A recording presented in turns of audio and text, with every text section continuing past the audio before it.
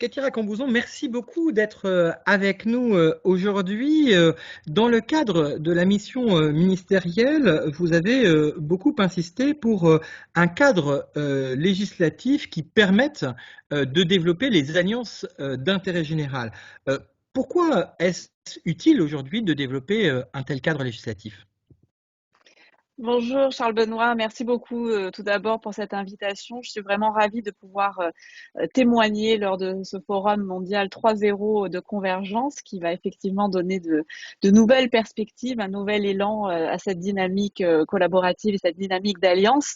Alors pour répondre à ta question, Charles Benoît, effectivement, donc cette mission parlementaire qui nous a unis pendant plus de 6 mois pour partir à la rencontre à la fois de la connaissance que tu avais déjà ou que Rameau avait déjà sur la question des alliances, mais aussi à la rencontre des expérimentations de terrain qui avaient lieu un peu partout. Nous avons pu mettre en lumière quels étaient les besoins fondamentaux pour faire alliance.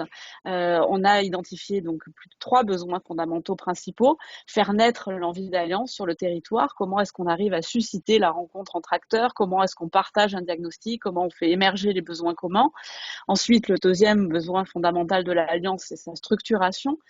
Comment est-ce qu'on la sécurise par le droit? Comment on accompagne son financement? Comment on soutient l'ingénierie? Et enfin, troisième besoin, l'animation dans la durée. Comment on définit la gouvernance de ces alliances pour qu'elles puissent durer le plus longtemps possible et rencontrer toute leur efficacité. Donc, dans ce cadre-là, il nous est apparu comme un réel frein, un frein majeur, le cadre juridique qui est absent pour pouvoir sécuriser l'innovation, sécuriser ces alliances. On a très vite compris que quand elles avaient déjà innové ensemble, qu'elles étaient déjà suffisamment accomplies dans leur démarche, elles trouvaient des structures, des modes de contrat, des formes de société pour pouvoir continuer à travailler.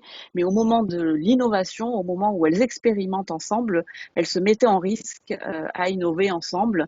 Et donc, il nous a paru très important de pouvoir sécuriser ces alliances par le droit. Alors, quelles sont les composantes finalement de cette proposition de loi d'expérimentation d'un droit d'intérêt général? Alors, la première chose pour pouvoir avancer ensemble dans le cadre d'une alliance, c'est de définir évidemment le terrain de jeu, les limites du terrain de jeu pour pouvoir avoir ensuite toute la liberté de construire dans le cadre de ce périmètre. Donc, le texte de loi comprend 5 articles. Le premier article définit ce qu'est une alliance innovante au service de l'intérêt général, puisque ça n'existe aujourd'hui dans aucun code. Et puis, il précise quels sont les éléments constitutifs d'une alliance, les parties qui la composent, quel est le cadre contractuel dans lequel on propose à ces acteurs variés, qu'ils soient donc du monde de l'entreprise, du monde associatif, des acteurs publics, de pouvoir travailler ensemble et innover ensemble. Donc, un cadre contractuel, une charte de bonne pratique dans lequel il s'inscrit. Cela figurera dans l'article 1er. L'article 1er explique aussi comment est-ce que ces alliances vont reportée finalement aux institutions publiques et inscrite auprès des institutions publiques avec des comités paritaires locaux qui sont placés auprès des préfets en région qui seront chargés donc du suivi de ces alliances, à la fois pour pouvoir faire remonter dans le cadre de l'expérimentation les constats et nécessités d'amélioration, mais aussi pour pouvoir soutenir l'ingénierie et l'animation de ces alliances. Donc, voilà ce qui figurera dans l'article 1er. Et dans l'article 2, nous avons proposé un certain nombre de dérogations au droit commun qui répond là très précisément aux freins que nous avons pu identifier sur la manière de pouvoir faire alliance, les fameux risques que j'évoquais tout à l'heure, parce que qu'on soit une association, une entreprise ou un acteur public, nos réglementations sont différentes et donc s'associer, se faire alliance, travailler ensemble pour innover, nous met en risque. Donc, on a identifié un certain nombre de freins à lever, des dérogations, donc notamment la capacité pour les collectivités territoriales à faire partie d'une alliance, même si l'objet de cette alliance ne relève pas de leur domaine de compétence.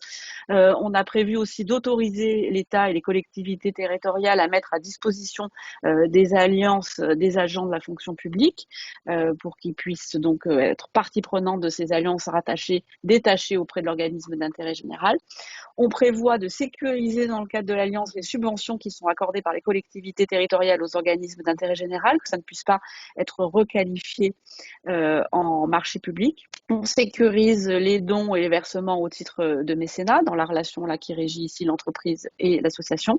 Et enfin, toujours dans le cadre de cette relation entreprise et association, on les protège pour préciser qu'effectivement la relation qu'elles exercent entre elles ne confère pas d'avantage concurrentiel à l'entreprise. Donc voilà rapidement brossé ce qui figure dans ce texte de loi, dans l'article 1 et l'article 2, qui concerne directement ce droit d'expérimentation, ce droit de l'alliance.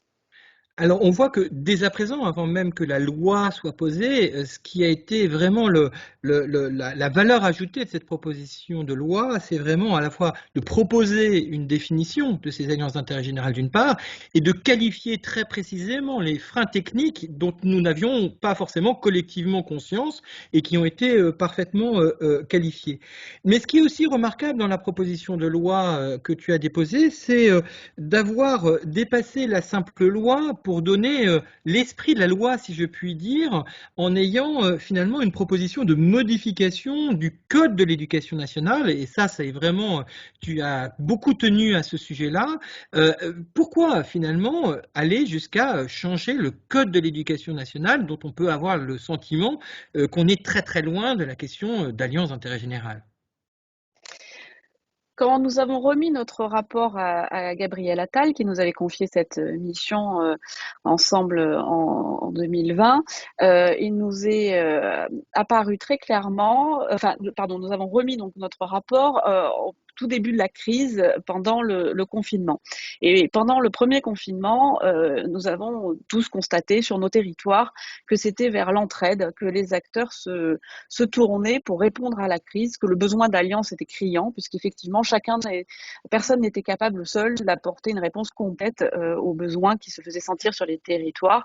Et donc, on a vu tous ces acteurs associatifs déjà entre eux se fédérer pour pouvoir être plus forts ensemble, les acteurs privés, les entreprises qui voulaient pouvoir contribuer aussi, qui proposaient d'agir, de faire des dons alimentaires ou de donner de l'argent, et puis ces acteurs publics qui avaient donc la mission évidemment de la gestion de crise au quotidien, qui se retrouvaient parfois démunis pour pouvoir avoir des dispositifs, des réponses extrêmement efficaces très rapidement. Donc on a vu qu'intuitivement, ou plutôt contre-intuitivement par rapport à ce qu'on connaît de nos sociétés aujourd'hui, c'était vers l'entraide que les gens se tournaient. Et on s'est dit aussi qu'effectivement, cette entraide, cette coopération, elle était assez peu apprise à nos enfants dès le plus jeune âge, et que si on souhaitait aller vers un monde où cette solidarité, ce faire ensemble, cette coopération devenait la norme, puisque l'idée de tout cela est effectivement de cesser d'être dans la loi, de passer, comment on passe finalement de la loi du plus fort tout seul à la loi du plus impactant ensemble, si on souhaite que cette norme soit la norme de demain, il fallait l'apprendre dès le plus jeune âge. Et cette question d'apprendre à faire ensemble, à faire autrement pour pouvoir effectivement inventer de nouveaux modèles, il fallait pouvoir apprendre la coopération, la collaboration dès le plus jeune âge à l'école. Et c'est pour cette raison qu'il m'a semblé important de proposer une modification du Code de l'éducation dans ses grands principes constitutifs, les principes généraux du Code de l'éducation, pour que la promotion de l'éducation à la coopération au service de l'intérêt général y figure. Ça figurait déjà dans le Code de l'éducation qu'il était important d'ouvrir les enfants au milieu associatif et à toute cette dynamique-là. Mais ce qui est important là, c'est de le modifier dans l'approche, dans la méthode finalement. C'est s'investir, s'engager. L'engagement, c'est quelque chose qui est déjà promu, mais là, c'est s'engager ensemble, collectivement, par la coopération et la collaboration. L'alliance, c'est ce qui met en lumière ce qui nous rassemble, pas ce qui nous divise. Et je pense qu'aujourd'hui, on est à un moment charnière de nos sociétés où nous avons besoin de renforcer cette valeur de réconciliation et d'union. Et rien de mieux que de l'apprendre le plus tôt possible à nos enfants qui continueront à changer le monde de demain. Cathy Racambozon, merci beaucoup. Apprendre à faire alliance et dès le plus jeune âge, c'est en fait prendre en considération que l'objectif de développement durable 17 des ODD n'est pas simplement un cadre institutionnel, mais une vraie transformation profonde de chacun d'entre nous et finalement de redécouvrir le sens de ce lien commun. C'est une nouvelle philosophie de l'action et j'aime beaucoup passer de la loi du plus fort à la loi du plus impactant ensemble. On est bien là au cœur de l'économie de l'alliance dont c'est le thème aujourd'hui. Merci beaucoup Cathy Racombouzon pour ce témoignage. Merci Charles Benoît. Merci.